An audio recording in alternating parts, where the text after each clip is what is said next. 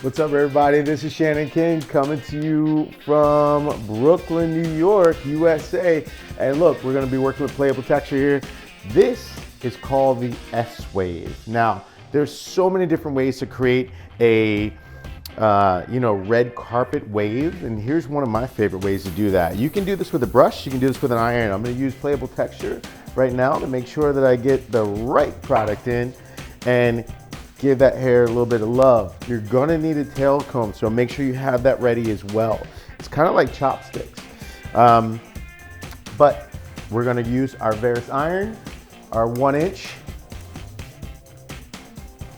And all I'm gonna do is simply bend first at the scalp. I'm gonna move out to section 2 and turn the iron vertically so that I get a bend that goes a different direction. I'm gonna take my tail comb, put it right in that bend, and then come down to the ends and then turn the iron the opposite direction for the ends. So I'm basically creating an S in the hair, like so. Then look, check it out. When you do those all together, it's pretty fun.